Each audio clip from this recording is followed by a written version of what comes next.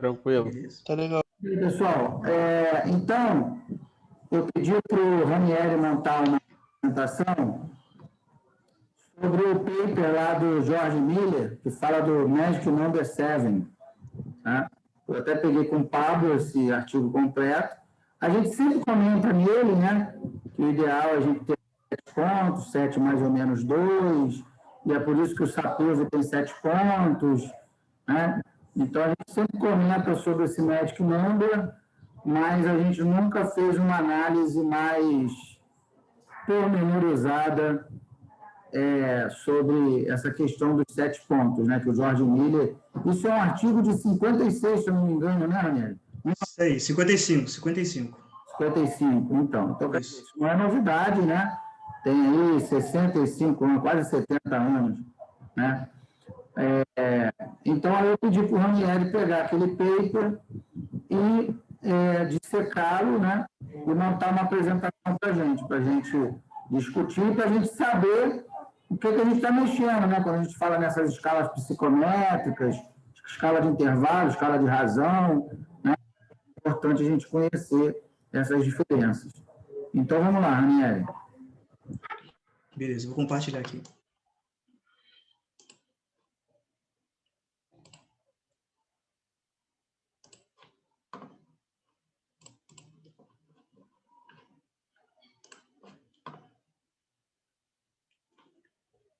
Vocês estão conseguindo ver minha apresentação? Sim, sim. Monte número 7. Beleza. Então, vamos lá. Boa tarde, pessoal. Meu nome é Ranieri. Estarei fazendo agora uma breve apresentação para vocês, que tem como título o mágico número 7, mais ou menos 2, alguns limites em nossa capacidade de processamento de informações. Bom, essa apresentação tem como roteiro, né, estarei dando uma introdução sobre o tema, depois estarei falando sobre alguns conceitos, entre eles a medição da informação, o julgamento absoluto unidimensional, julgamento absoluto multidimensional, amplitude de memória imediata, a recodificação e o resumo. Então, dando uma breve introdução sobre esse tema, aqui, como vocês podem ver, está a capa do artigo, né, da onde eu tirei para fazer essa apresentação. Logo do lado está a foto do autor, que é o George Miller, e aí ele, em conjunto com a Universidade de Harvard, ele publicou esse artigo, ele construiu esse artigo, né, que foi publicado ali na Psychological Review, em 1955, né, e esse artigo trata, né, de um estudo da capacidade de processamento de informações nas mentes das pessoas, né? Até então, até esse período, antes de 1955, não havia nenhum estudo concreto sobre isso. E aí o George Miller, meio que ele foi o pioneiro aí a começar a abordar esse estudo, né? E aí, hoje em dia, esse estudo, essa abordagem dele é conhecido como Lei de Miller, né? Do que trata essa Lei de Miller, né? Esse estudo aborda, ele diz que as pessoas são capazes de armazenar na mente, né, cerca de 7 informações, né? E isso é no intervalo de 5 até 9, né? No caso de 7 mais 2 e 7 menos 2. Então, as pessoas têm esse limite, né? Esse limite de capacidade de armazenamento de informações, né? Mais à frente vou estar entrando em mais detalhes sobre isso, né? Mas basicamente é isso, né? E o George Miller, ele faz, no artigo dele, nesse artigo que ele publicou, ele estuda vários experimentos, ele faz um levantamento de vários experimentos feito com pessoas para chegar a essas conclusões, né? E muito interessante também que ele utiliza conceitos da teoria da informação no estudo dele. Ele fala de bits, fala de medição da informação, sistemas de comunicação. É muito interessante por conta disso, porque ele utilizou justamente esses conceitos, né, para chegar nessas conclusões. Lembrando que ele é um psicólogo, né? Ele é um psicólogo e utiliza esses conceitos para achar esses resultados. Então, dentro desses conceitos que ele utiliza, né, falando sobre medição da informação, né, a medição da Esse negócio de misturar PO com psicologia também não é novidade, né? Verdade, né? Teve essa live, foi quinta-feira, né, que o rapaz Quinta-feira, visitou. E aí a gente percebe que a gente está chegando no ápice da loucura, né? Matemática, com psicologia. Com, Tá né? misturando tudo, tá misturando tudo. Pois E é, quando aí, começa a fazer sentido é que a gente já surtou mesmo, né, mestre? Ele fala assim, não, é isso mesmo, é isso quando mesmo. começa a fazer sentido é que realmente a gente enlouqueceu de vez, né? Então, Puta merda. antes era só pegar, né? Ah, não, pega isso aqui e joga no algoritmo e roda. Enquanto estava assim, estava bom, né? Ah, pega ali e joga no HP. Ah, jogou. Ah, pega ali e faz ali o algoritmo de Ford Focus. Tá bom, né? Agora, quando começa você a entrar na psicologia, não sei o quê, lá, e, caramba, aí o papo começa a ficar tenso, né? Começa a ficar louco, começa a ficar louco. Será que é isso mesmo que ele precisa? O problema está bem estruturado, não está, né? Quer dizer, mas vamos lá. Beleza. Continuando, então, a medida da informação é muito utilizada, né, nesse estudo dele, né? E quando essa medição da informação é transmitida, ela é simplesmente uma medida de correlação de entrada e saída, né? E isso o George Miller, ele exemplifica, né, num sistema de comunicação, né? Dentro disso também, ele fala que há uma similaridade entre variação e quantidade de informação. Então, aqui tem um exemplo bem simples. Volta esse slide aí, Ranieri. Opa. Você vê, a pessoa fala, não, ciência exata é fácil, ciência exata é difícil, fórmula, não sei o quê, humana é que é fácil. Olhe esta frase, né? Observe esta frase. Medida da informação transmitida é simplesmente uma medida de correlação de entrada e saída. E aí, Lucas, me explica aí o que você entendeu dessa frase. Professor, eu só consigo entender ela um pouquinho se eu for tentar jogar para dados, que a gente só consegue transmitir o que a gente alimenta. Se a gente alimentar porcaria, sai porcaria. Basicamente isso que eu entendi. Não sei se é por aí. Uma medida da informação transmitida é simplesmente uma medida da correlação entrada-saída. Caramba, Porque, assim, se você alimentar, se você tiver analisar um dado e colocar um dado ruim, a transmissão vai ser ruim porque a saída vai ser ruim. Eu acho que é mais ou menos isso mesmo. Transmitida que ele quer dizer é se o que você realmente chegou. Né? Então, se você conseguiu transmitir uma mensagem, né, uma informação. Mas eu só consigo fazer essa analogia se a gente for olhar para a parte de dados, de matemática, que a gente já vem conversando. Se fosse só de humanas, eu ia ficar meio ruim de entender. Pois é, para vocês verem que né, o negócio... Gráfico, fluxo de saída e fluxo de entrada. Pois é, eu acho que tem a ver justamente com isso, né? O fluxo de saída e entrada. E aí, quanto maior for essa correlação, mais eu consegui transmitir. É isso. Né? Beleza, vamos lá. Beleza. Continuando. Então, aqui a gente tem um sistema bem simples de comunicação, né? Onde há uma entrada, há uma saída, né? Durante esse percurso pode ocorrer flutuações e ruídos, né? E no artigo, George Miller ele fala que há uma variabilidade de entrada e há uma variabilidade de saída, né? E essas variabilidades estão correlacionadas, né? Ou seja, o que sai, né, depende justamente do que está entrando, né? E aí ele relaciona isso à quantidade de informação também, né? Onde há uma quantidade de informação, né, que entra e uma quantidade de informação que sai, que também há uma correlação, e essa correlação, ele fala que é justamente essa informação transmitida, né? E aí, ele levando esses conceitos para os experimentos que ele começa a observar, né, ele fala sobre o julgamento absoluto, né? É um experimento tá? Que ele observou. Esse nome veio lá da psicologia, né? O que seria esse experimento?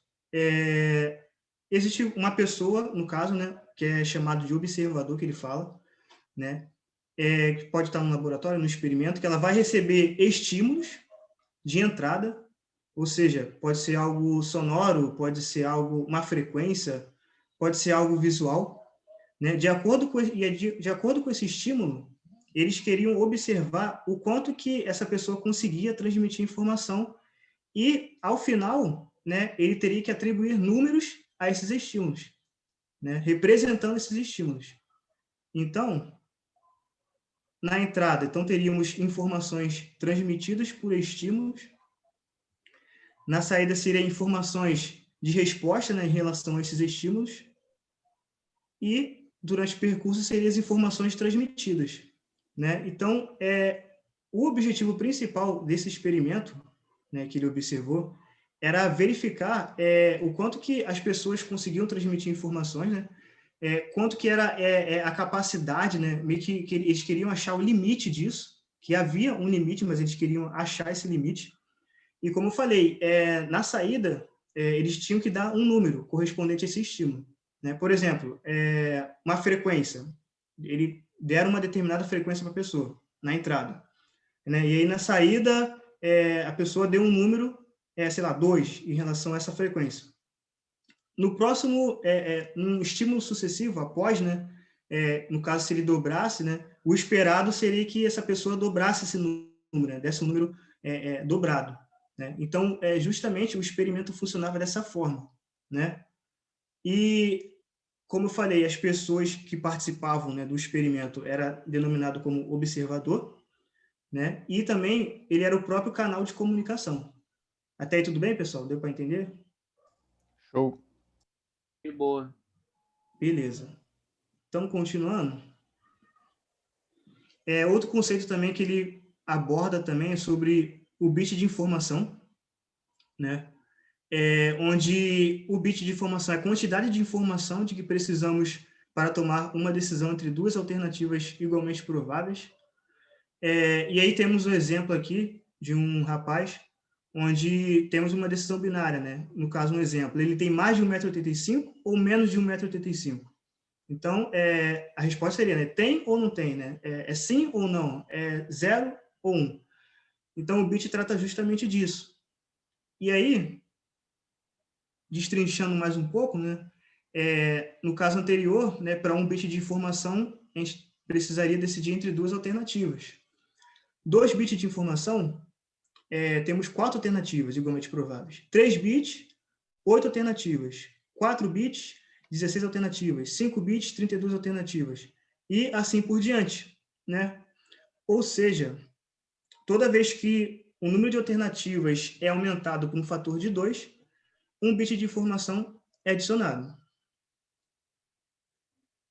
Bom, e aí, chegando ali na parte dos experimentos, né, que ele observa, agora vou estar falando com mais detalhes, né, ele observou os julgamentos absolutos por estímulos unidimensionais, né, que são os testes que medem como as pessoas atribuem números, só que há estímulos unidimensionais, ou seja, apenas uma dimensão, né? Pode ser, sei lá, uma frequência, pode ser algo visual. Então, ele observou justamente esses testes para verificar como é que a mente das pessoas trabalhavam nessa questão de transmitir informações, né? Então, um desses testes observado pelo George Miller, né, foi o julgamento absoluto de tons, né, que envolve frequência, algo sonoro, né? E aí, o que ele observou? Que a capacidade de canal do ouvinte era de 2,5 bits, né? O que seria essa capacidade de canal, né? Seria um limite, ou seja, ele conseguia transmitir até cerca de 2,5 bits, ou seja, ele conseguia diferenciar cerca de 6 alternativas, ou cerca de 6 tons, né? Acima disso, a pessoa começava a ter discrepância, né? Ela não conseguia acertar, ela começava a ter muitos erros. Então, eles verificavam que o limite né, para julgamento de tons, estava em torno desse valor, de 2,5 bits.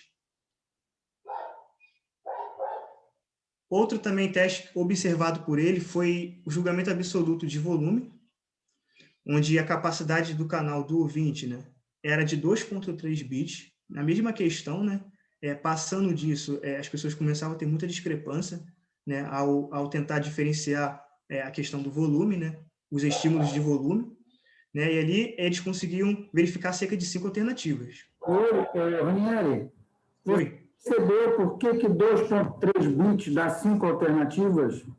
Alguém percebeu? Não. Então, é a questão do fator de 2. Exatamente, porque ele pode ser 0 ou 1, né? Então, você tem duas possibilidades. Então, se você tem 3 bits, né? Então, 0, 1, 0, 1, é o princípio multiplicativo lá da análise combinatória. 2 vezes 2 vezes 2, né? Dá 2 ao cubo, que é 8. Né? Então, 2,3 bits, né? Eu vou ter 2 elevado a 2,3. Né? Isso. Então, vai dar aproximadamente 5. Se vocês fizerem as contas, vai dar 2 elevado a 2,3 e 2 elevado a 2,5. Dá aproximadamente 6 alternativas. Isso vem lá. Olha só quanta coisa vem lá do ensino médio, análise combinatória, trigonometria, e quando a gente chega na graduação, nos estudos mais avançados, faz falta. Verdade, beleza. Continuando, então,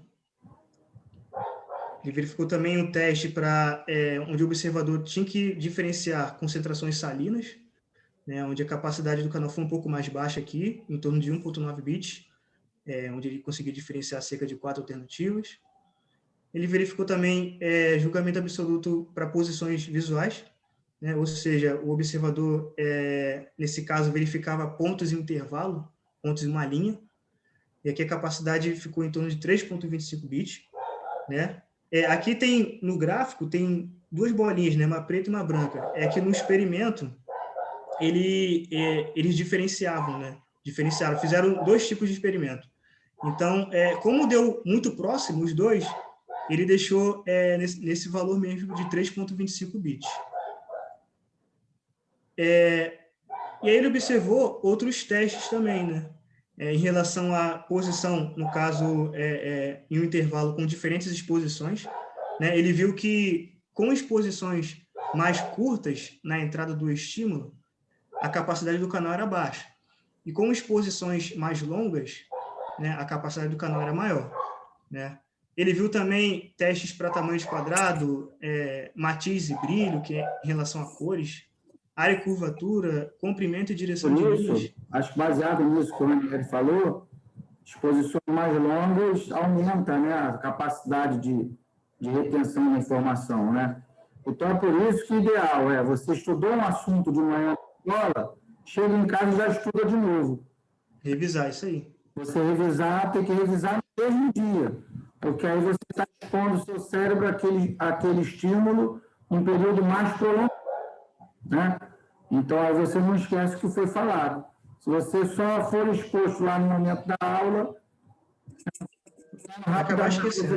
você vai esquecer rapidamente. Com certeza. Aí, o Ranieri está mostrando um estudo científico disso, né? Então, através de todos esses testes que o George Miller observou, né, ele viu que havia um limite, né, que mantém as capacidades de canal, né, em uma faixa geral. Né? Disso tudo, ele tirou uma média, né, e deu em torno do valor 7. Né? Deu em torno de 7 alternativas. No caso, no intervalo de 5 até 9. Né?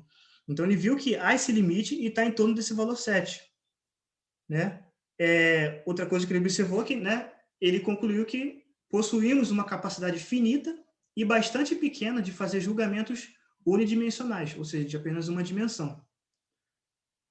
E aí, ele continuando os estudos dele, né, ele começou a verificar os julgamentos absolutos por estímulos multidimensionais, agora mais de uma dimensão. né? Que são estímulos, né, que diferem um dos outros de várias maneiras. Né? E como é que ele chegou nisso? Ele observou que, no cotidiano, as pessoas conseguem identificar bem, por exemplo, um rosto, um objeto, né? E nos laboratórios, ele via que o resultado não era esse, né? As pessoas tinham dificuldade para identificar um certo estímulo, né? E como no cotidiano as pessoas conseguiam diferenciar bem, ele começou a estudar sobre isso. E aí, um desses testes observados, já falando de teste multidimensional, né? Um teste observado foi um julgamento absoluto da posição de um ponto em um quadrado. Né? Nesse caso aqui, esse teste era considerado bidimensional. Por quê? No caso, o observador, ele deveria analisar um ponto, ele deveria analisar a dimensão horizontal e a dimensão vertical. Então, ele era considerado bidimensional. E aí, o que ele observou? Que a capacidade do canal, nesse caso, foi maior. Foi 4,6 bits. A pessoa conseguia distinguir cerca de 24 alternativas. Então, teve um aumento, né? E aí, ele começa a fazer algumas comparações, né, de julgamento unidimensional e multidimensional. E ele pegou um experimento, como o observador tinha que fazer, do ponto em uma linha, né, e comparou com esse do quadrado. Né? E aí ele viu que, para a linha, né, a capacidade era 3,25 bits. Lembrando que ele é unidimensional. Se eu transformar isso em bidimensional, a lógica, né, a lógica dele teria que dobrar esse valor. Né? Se fosse, no caso, um quadrado, teria que dobrar esse valor. Era para ser 6,5 bits. Só que, com o teste observado, né, ele viu que não dava esse valor. O valor esperado não era esse, era 4,6 bits. Né? Era um valor menor. E aí, ele comparou outros testes também. Por exemplo, quando era um tom sonoro e um volume separados, cada um tinha um valor. Né? O tom tinha 2,5 bits, o volume tinha 2,3 bits. Quando a pessoa tinha que julgar os dois juntos, o valor era 3,1 bits. Né? Na lógica, né, esses valores teriam que se somar, mas não. Somando, daria um valor muito maior, mas não deu. Deu apenas 3,1 bits. Para o sal, sozinho, quando o observador julgava, dava apenas 1,9 bits. Como o observador tinha que julgar sal e sacarose junto, né, sal e, no caso, o açúcar, né, dava 2,3 bits. Né, também dava um valor pequeno. Para matiz, 3,1 bits sozinho. Para matiz e saturação, dava apenas 3,6 bits. E aí, qual foi a conclusão dele, do George Miller? Que a adição de atributos de mais variáveis ao estímulo aumenta a capacidade do canal, mas em uma taxa decrescente. Né? Ou seja, né, quanto mais variáveis era colocado para o observador julgar, para o observador, né, dar aquela nota, né, ele começava a perder um pouco da precisão. Ele verificou até alguns testes com mais variáveis, né, com mais dimensões, com 6 dimensões, e o resultado foi isso. A capacidade do canal até aumentava bem, mas só que a precisão com que ele verificava os detalhes iam diminuindo. Aumenta, mas não é linear, não há linearidade. E pelo contrário, ele perde a linearidade e vai sendo cada vez mais amortecido. Caramba, rapaz, isso aí está causando um colapso aqui na minha cabeça. Isso aí está... Vai lá, né? Doideira. Vamos lá. E aí, como eu já tinha falado, né, o George Miller ele concluiu que a precisão do julgamento de cada atributo diminuiu à medida que mais dimensões foram adicionadas, e ele viu que as pessoas são menos precisas, né, se devem julgar mais de um atributo simultaneamente. Né? Começa a ter confusões. Isso explica a história da comparação paritária, né? Por isso que o Saat percebeu, quer dizer, esse estudo do George Miller é de 55, o Saat é de 77, mais de 20 anos depois, né? Então, já haviam registros que o ser humano tem esse limite, né? Essa restrição, né? Esse limite. Então, ele falou, é muito mais fácil eu distinguir duas alternativas, né? melhor ou pior do que a outra, ou quanto uma é melhor ou pior do que a outra, do que eu tentar diferenciar 3, 4, 5, né, alternativas. Então, foi justamente esse gancho aí que o Saat pegou ao desenvolver o AHP. Né? Ele diz ali, a precisão do julgamento de cada atributo diminui à medida que mais dimensões são adicionadas, né? E as pessoas são menos precisas se devem julgar mais de um atributo. Então, o que o Saat fez? Ele separou atributo, ele separa, né? A gente separa critério por critério, vou avaliar as alternativas dentro de cada critério. Ou seja, ele torna o problema, ele pega um problema que é multidimensional, rapaz, que loucura, rapaz, olha, meu Deus do céu, olha... Realmente está dando um boom, né? Assim. Olha o que o Saat fez, né? Eu tenho lá, sei lá, 7 critérios. Então, são 7 dimensões. Custo, mala do carro, né? Itens de conforto, itens de segurança. E aí eu não consigo, né? As pessoas são menos precisas, devem julgar mais de um atributo simultaneamente. Aí o que o Saat fez? Não. Então, vamos julgar atributo por atributo separadamente. Primeiro eu julgo os carros só com relação ao custo. Depois eu julgo só com relação à mala. Depois eu julgo só... Então, ele pega um problema que é multidimensional e transforma em dimensionais. É isso que o Saat fez. Né? E aí, eu vou avaliar as alternativas dentro de cada critério, ou seja, para uma dimensão só. Né? E aí, ao invés de avaliar todas as alternativas, né, fazer uma avaliação geral das alternativas, ele faz uma comparação paritária, ou seja, ele só me obriga a comparar de 2 a 2, que para a gente é muito mais fácil, né? Fazer muito mais fácil comparar de 2 a 2 do que eu olhar para 7 e falar assim, qual dessas 7 é a melhor? Eu posso ficar confuso, né? Agora, só 2, e falar assim, qual dessas 2 é a melhor? Aí você já, né? Já é mais fácil distinguir o melhor entre 2 do que distinguir o melhor entre 7, por exemplo. Né? Então, olha a sacada que o cara teve, né? Então, realmente, eu vejo que o cara era um gênio, né? E aí, conforme a gente vai pesquisando cada vez mais a fundo, a gente vai entendendo de onde vem, né? Embora o AHP, por exemplo, seja um método matemático, olha a carga da psicologia que ele traz nele, né? Estudos de psicologia, né? Então, o negócio é muito sério, cara, muito, muito interessante mesmo. Mas vamos lá, né? Beleza. Continuando, então. Depois desses experimentos, né, de julgamento absoluto, o George Miller partiu para outro tipo de experimento, que era em relação à amplitude de memória imediata, ou a memória de curto prazo, né? E como era feito esse experimento, né? Era como de julgamento absoluto, a pessoa, o observador, recebia um estímulo, só que, nesse caso, ele teria que reter essa informação na sua mente, né? Só depois que terminasse os estímulos, ele daria sua resposta. Então, eles queriam ver como era feita essa retenção, né, de informações, como funcionava isso na mente das pessoas. Então, por exemplo, né, o que seria, então, como é que funciona a nossa mente, né, em relação à memória de curto prazo, né? Como é que funciona essa amplitude, né? É um processo de organização, a mente faz isso, né? É um processo de organização ou agrupamento da entrada em unidades ou blocos. Por exemplo,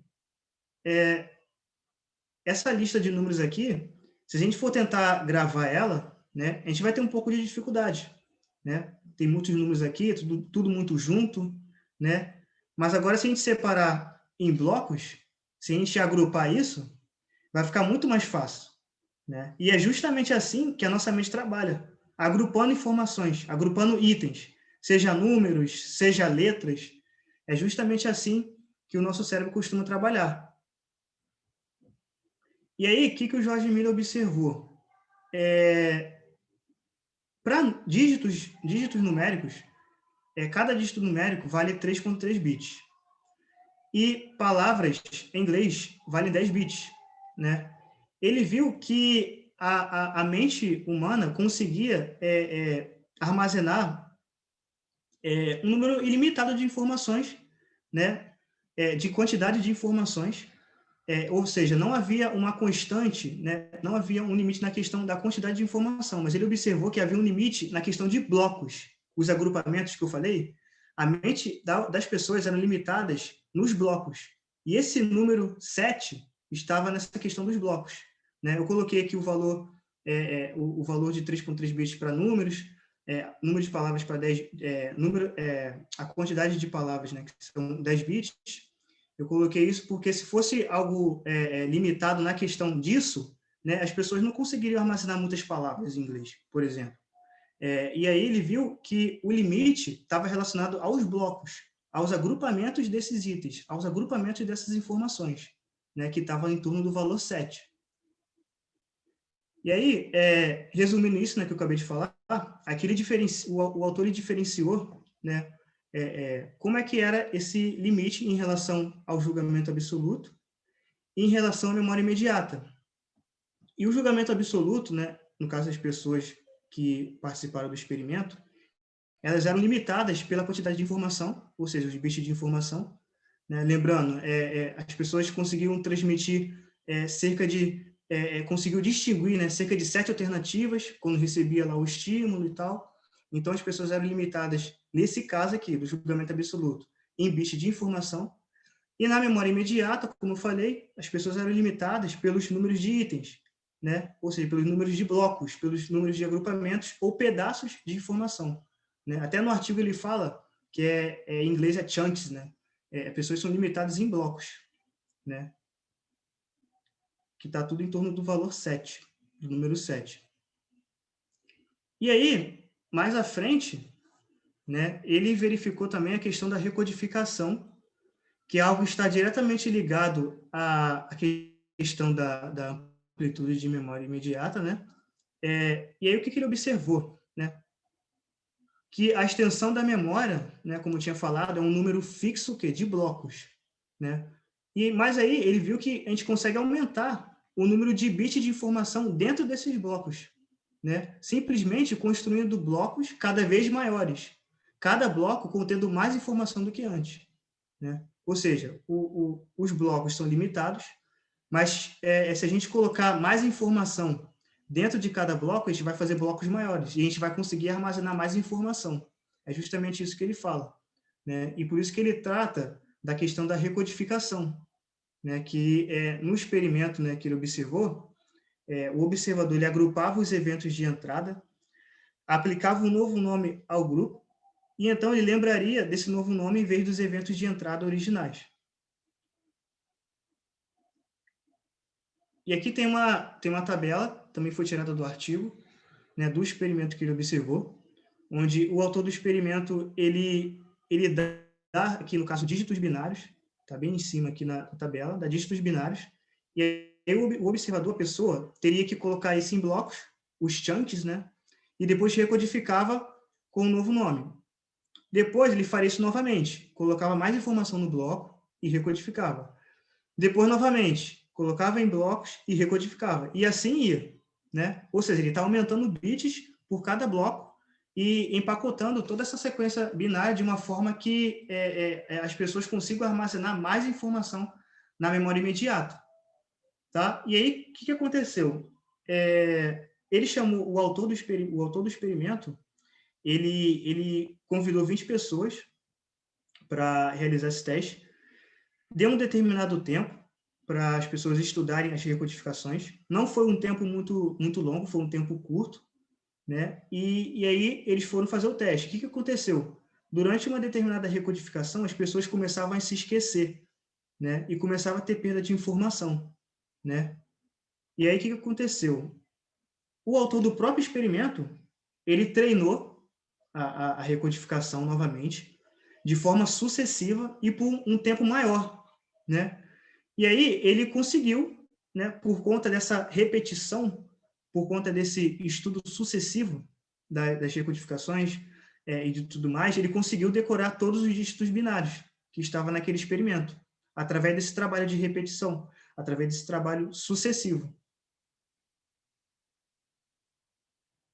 E aí, esse processo de memorização, né, pode ser simplesmente ser a formação de pedaços ou grupos de itens que vão juntos até que haja poucos pedaços suficientes para que possamos lembrar de todos os itens, né? No caso do experimento, né, anterior, as pessoas conseguiam colocar mais informação, né, em blocos, né? E esses blocos eram menores, mas cada vez mais tinham mais informações. Então, era justamente isso o objetivo, né? Essa questão toda da recodificação, né? Ele dá até um exemplo o Jorge Miller até dá um exemplo de um tipo de recodificação que as pessoas fazem no dia a dia, a recodificação verbal, quando a pessoa escuta uma determinada história e ela entende aquela história de um jeito dela, e quando ela vai passar para outra pessoa, ela fala daquele jeito que ela entendeu. É um tipo de recodificação que ele exemplifica, né? E aí, como resumo disso tudo,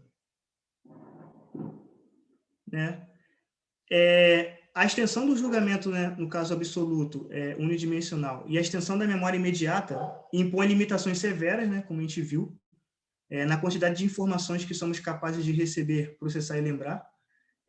Lembrando, né, que na questão do experimento de julgamento absoluto, as pessoas eram limitadas na questão da quantidade de informação transmitida, e na questão da extensão da memória imediata, as pessoas são limitadas nos blocos, né, nos blocos de informação, que está tudo em torno do número 7, né, naquele intervalo de 5 até 9, está tudo em torno desse intervalo.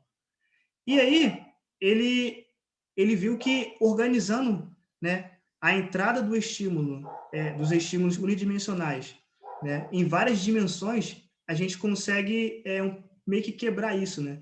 Que a gente viu que acrescentando mais dimensões, a gente conseguia aumentar um pouco essa capacidade de canal, né? E no caso da memória imediata, né, para a gente aumentar esse limite, a gente coloca mais itens, a gente utiliza esse processo da recodificação, o nosso cérebro trabalha desse jeito, colocando mais itens, através do quê? Através da repetição, através do estudo constante, a gente consegue aumentar esse número de informações e quebrar também esse limite, né? Ele fala também que todo esse processo de recodificação é muito importante na questão da psicologia humana, né? E é algo que merece muito mais atenção, né, do que tem recebido. É algo muito importante nesse estudo. E, além disso, todos esses conceitos e medidas da teoria da informação foram muito importantes nas conclusões que ele teve, né? Porque sem os conceitos da teoria da informação, ele não conseguiria analisar isso tudo, né? Além disso, né, concluindo isso tudo, e focando muito também nessa questão da memória imediata e tal, no caso, no exemplo da gente, né, a gente está sempre estudando diversos métodos, diversas ferramentas. Toda semana a gente tem diversas reuniões aqui, né, com o professor. Então, isso é muito importante, porque a gente está sempre o quê? Repetindo. E é justamente isso. Esse é o processo de aprendizagem que a gente tem que ter. Colocar... isso, né? O negócio então... essa lavagem cerebral de vocês, né? Todo dia a gente fala a mesma coisa, né? Todo dia, critério monotônico de custo, monotônico de benefício, método ordinal, método cardinal, compensatório, não compensatório. Quer dizer, a gente já sabia, né? Daqui a pouco, esses conceitos estão completamente dominados, mas justamente porque nós estamos expostos a ele todos os dias, praticamente. Justamente isso. E alguns estudos também dizem que quanto mais você repete, né, um determinado assunto, essa informação que fica ali na memória de curto prazo, né, tem um tempo para ficar ali. Então, você tem que repetir aquilo ali para que essa informação saia dali e vá para a memória de longo prazo e fique armazenado para sempre. A gente é igual máquina mesmo, né, cara? Como que é doideira. Máquina que é igual a gente, pô. Ou isso, né? Isso ou aí, isso, né? A gente fez as máquinas segundo nossa semelhança. Então, tem justamente isso.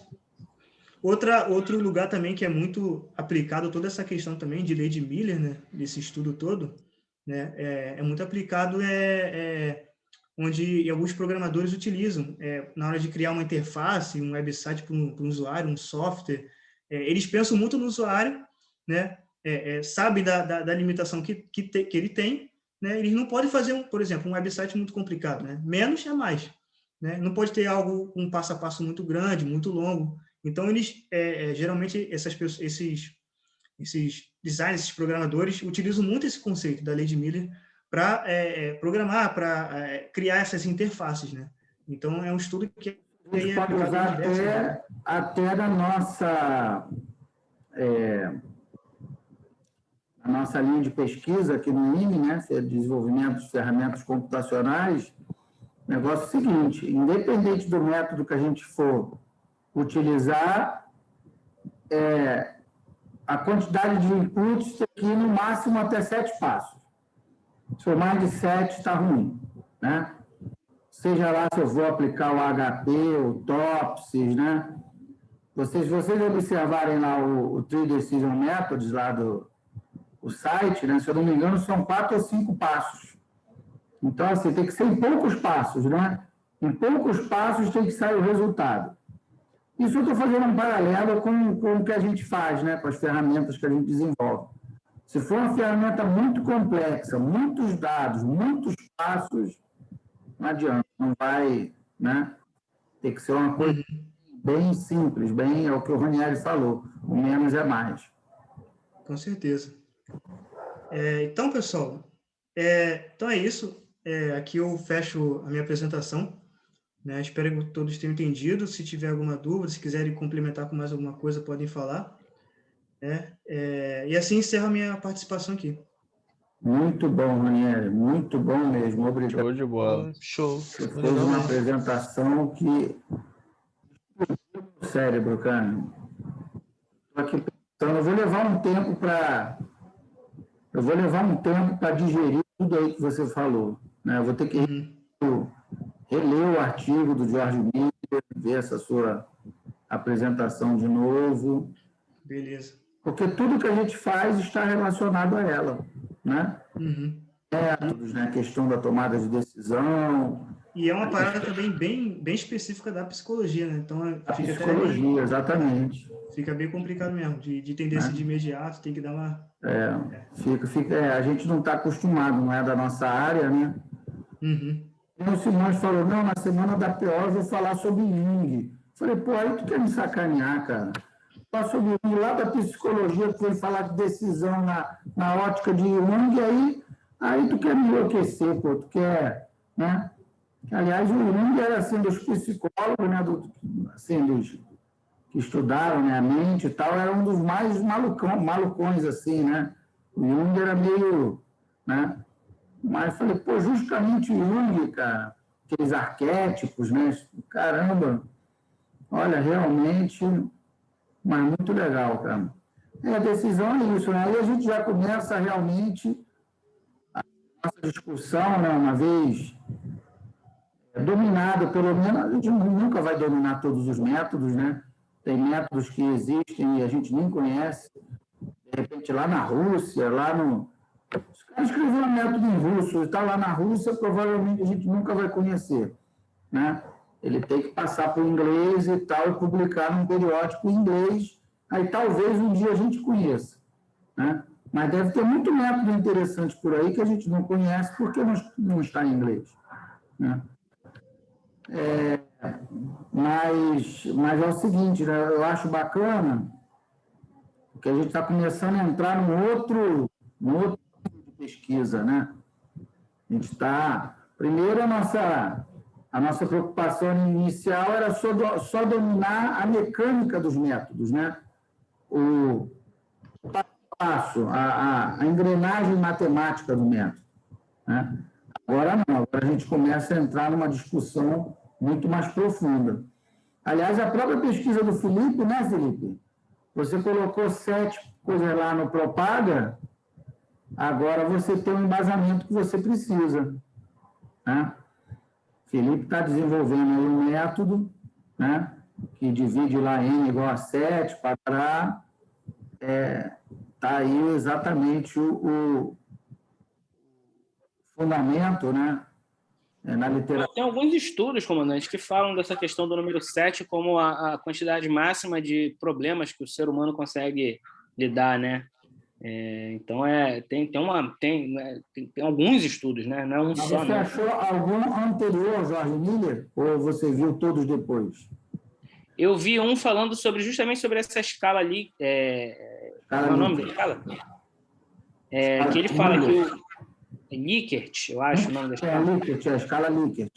Que é um artigo que eu li que ele fala isso, que assim, que a gente ele testa, né, as escalas de 1, 3, né, ele coloca 5, 7, 9, e aí ele chega a essa conclusão, que 5 é muito pouco, 9 é demais, o ideal seria 7, 6 e 4, 6 e 8 tem empates, né? Então, assim, eu lembro de um artigo, e assim, de experiência profissional, assim, das pessoas comentarem comigo, mas que eu não pesquisei. A gente falando, olha, 7 é o número mítico, né? A gente não consegue. Um colega meu que trabalhava em banco, que o pessoal lá ele trabalhava no BTG, ele falava, olha, aqui cada um trabalha com 7 monitores. Não pode trabalhar com mais de 7 monitores para acompanhar o mercado financeiro, porque o chefe estudou em algum lugar que cada um só consegue olhar para 7 coisas, no máximo 7 coisas. Né? Se tu botar 8 aqui, nego vai quebrar o teu 8º monitor. Tu tem que escolher 7 indicadores para tu acompanhar ao longo do dia para tu negociar. Depois me manda esse artigo que você falou que ele discute a escala Likert. Vou procurar aqui, chefe. Dá uma olhada aqui. Procura e me manda para eu dar uma olhada. Ok. Mas muito bom esse debate aí com o Ranieri. Excelente. Tá? Esse eu acho que foi sua primeira apresentação, não foi, Ranieri? Sim. Na verdade, teve uma primeirazinha, mas foi bem rápida, do Moura, né, naquele workshop. Uhum. Agora, assim, mais completa foi a primeira mesmo. Já começou com o pé direito, já começou bem. Né? Beleza. Vou te compartilhar aqui então, mestre. Pode compartilhar. Alguém ficou com alguma dúvida? Alguma coisa? Não, eu queria falar depois, mestre, 5 minutinhos. Não. Só parabenizar aí o Ranieri pela apresentação. Ficou muito boa, assim. É uma didática muito legal, explica muito bem. Ficou ótimo, cara. Parabéns. Valeu, obrigado. Tem tudo a ver com tudo que a gente com tudo que a gente estuda, né? Em decisão, em PO, é isso aí que a gente estuda. Eu acho incrível como tudo está interligado, cara. Como dá para você quantificar praticamente qualquer coisa que vem dos seres humanos. Exatamente. É muito louco, né? Tá bom, então. Falou. Obrigado.